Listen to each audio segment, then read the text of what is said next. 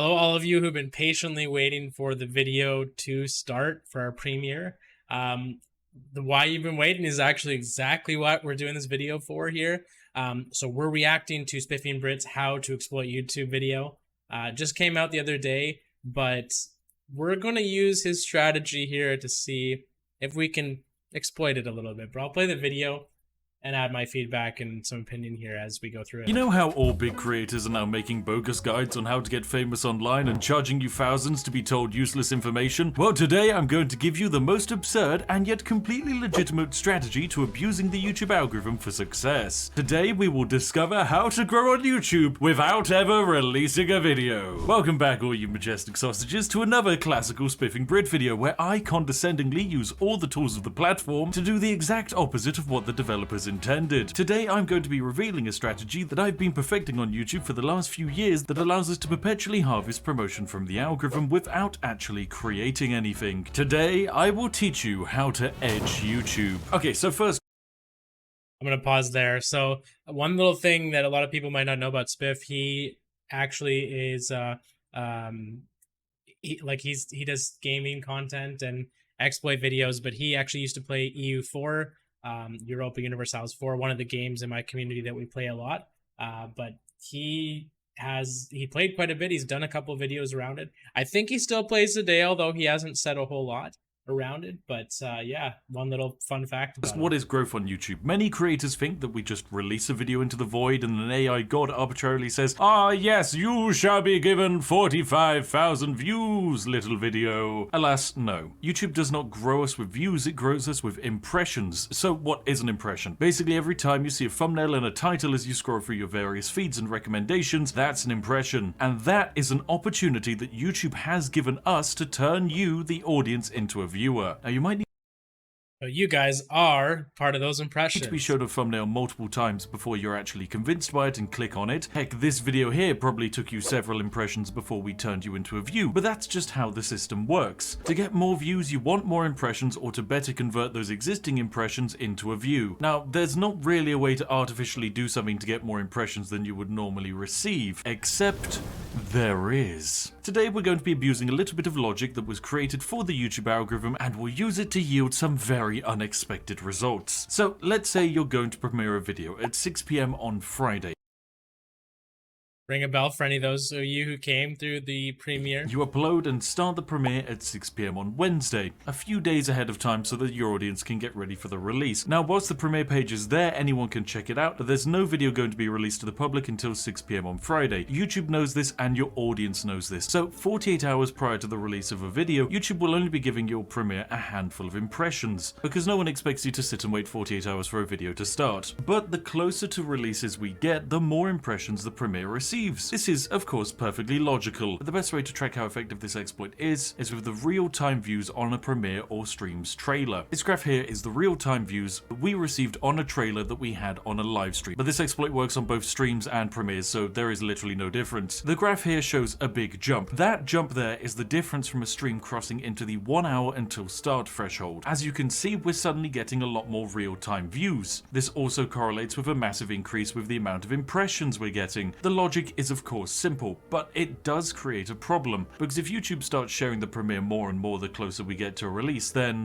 what happens when we compare the difference between 1 hour from release and 30 minutes from release? Oh no! That's another huge increase in conversions and impressions, resulting in more views on my trailer and more people waiting for the event to actually start. But this is well designed and it can't last forever, because after just 30 more minutes of extreme push and promotion from YouTube, the premiere starts in earnest, and all we got was about 1 hour of really good push and 30 to 15 minutes of explosive reach. That's good, but also the way the system was intended to work, so it's still relatively balanced. But this got me thinking, if we get the most push from a premiere in the 15-minute window before it actually starts, and yet nothing 48 hours before, then why bother with the first bit and why bother even starting the stream? This is when we created the idea of the YouTube edging, a strategy where we perpetually teeter a premiere or your streams start endlessly at the 15-minute mark. And oh boy, is it broken. So what are the results and consequences or benefits of this exploit? Well, having more people waiting for your video or stream might actually be more beneficial than you think. The more you do it, the more people that arrive and wait for your stream or premiere to start. And this, ladies and gentlemen, is where the fun begins.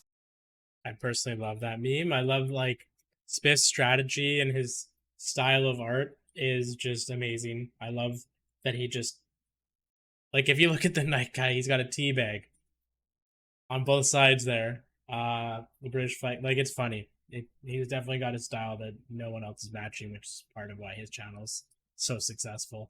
Sure, the initial views will be higher, but what we want is a juicy advantage, and that comes to us in the form of velocity, or the snowball effect as I like to call it. Think of any video on YouTube as a giant snowball. The larger the ball is when it starts, the faster it grows and the faster it will go. But for the YouTube algorithm, it's important to factor in virality. This is the rate at which something grows increases. The rate at which something grows on YouTube increases the reach YouTube will push the video. It's why videos hit the trending page, and it's why a creator you only watch occasionally might suddenly appear on your homepage again. So when we have a sudden larger than expected influx of views on a video, the virality alarm is set off and a huge snowball gets rolling at top speed. Now the results for us have been rather silly indeed. If I were to press go live on a stream, I would probably go live to about 1,000 people waiting. But if I delay the stream and edge YouTube a bit, I can go live to 3,000 people. That snowball is now 3 times the size and it's going to roll pretty fast. But a few weeks ago we did a stream where we edged YouTube for around about 2 hours straight. This stream didn't start with 1,000 people waiting. Oh no.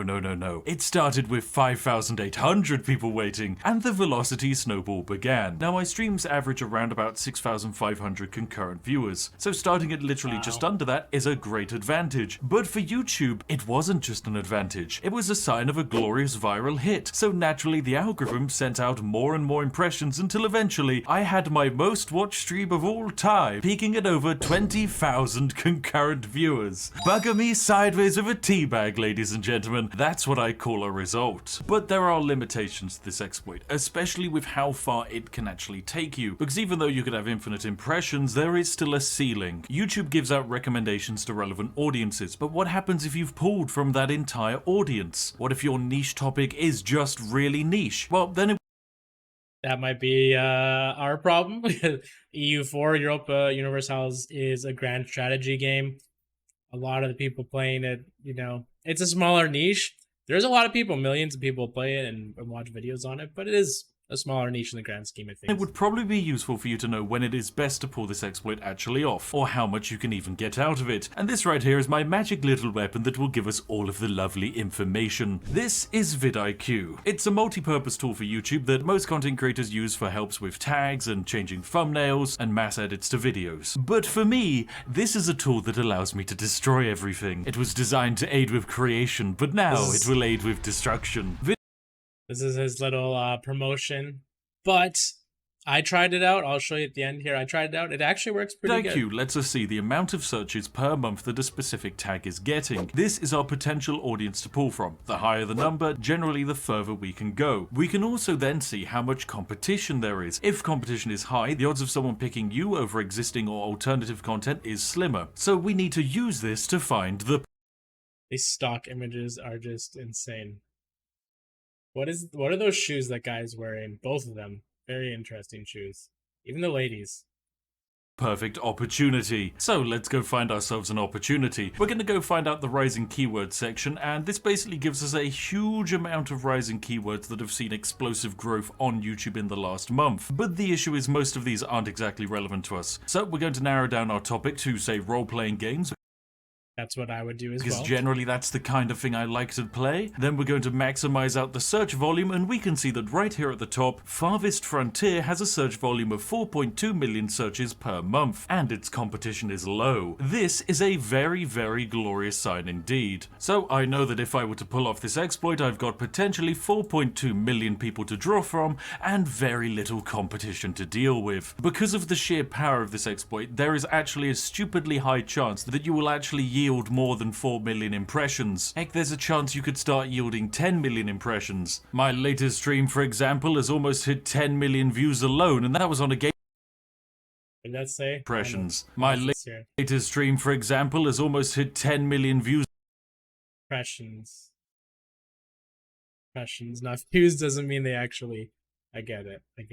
Doesn't mean they actually. Alone, and that was on a game that nobody's ever heard of, so imagine if I'd done Farthest Frontier instead. This is the power of pure data mixed with exploits. It's perfectly bloody balanced. Then, once we now have our perfect topic and perfect reach, we then need to work out when to execute it, and oh my, would you look at that! It's a comprehensive list of when all of my viewers are active on YouTube. Thanks, VidIQ! Oh, you shouldn't have, my friend. And with this, I can see that, generally speaking, across the entire week, it would be best for me to start this exploit around about 2 or 3 PM, and finish it around 6 PM, and then stream for about 2 to 3 hours. This is immensely useful, because you won't get anywhere on YouTube with just exploits. Exploiting data is what truly allows us to break the platform. Now, for the purposes of this video, and because I like helping out other people pull off exploits, I have negotiated with VidIQ to get 99% off of their plan. Seriously, it's an incredibly useful tool that's been feeding me data for the last 5 years, and it's a I used his code, it definitely helped. Huge thanks to the reason why I'm here at like 3 million subscribers. So yes, please accept my glorious gift.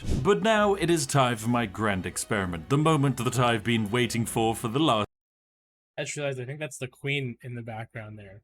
Pretty sure. Few years. It's time for all of you to take part in creating a bit of YouTube magic. It's time for the ultimate edge. This video right here is what you will all raid into. When this video finishes, you should all go over there and just take a look at this glorious monstrosity. Because this video will be endlessly pushed back over and over again until a secret threshold that I have set is met. Upon that time, we will reveal the greatest video ever created. This video may never release, which would be a real shame. But what it will have is it will have an absurd amount of impressions and reach thanks to this glorious exploit and your assistance. To help with this glorious experiment, you can give this video a like and a comment, and then leave a comment under the premiere. Heck, leave a comment each day of our grand experiment to maximize its endless march. And to reward those continuously waiting for its inevitable release, we will of course be handing out copious amounts of gifted memberships in the live chat, which for dubious balance purposes are handed out to those who interact with the premiere the most. Like, thanks YouTube, what a glorious interaction farming way of doing it. Anyway, this is our glorious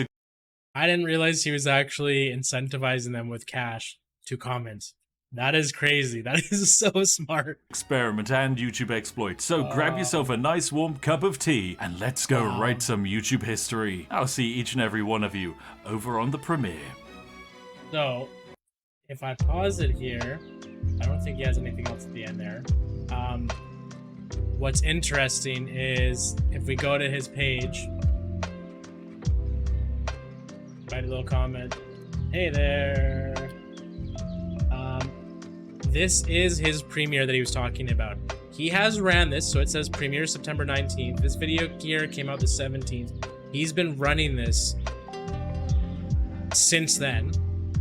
Right now it says notified in 13 hours. I've seen it get down to a few hours, and then I think he just keeps updating it and updating it. It looks like it's an actual video though, like he does have some pieces in there. But yeah, it's pretty clever on his part. Definitely, if you can, leave a like on his channel, on this post, comment on it. We're trying to see if this experiment works, so I'm doing this to try and raise awareness for it, so hopefully you guys can go and check that out. And his channel right here is where you would be able to find it. Lastly, if you have a chance, if you saw this video, I'm doing the same strategy where I'm going to keep trying the premiere thing, keep changing it and seeing how long it goes. So you might not see this until a while from now, but thanks for watching. Have a great day.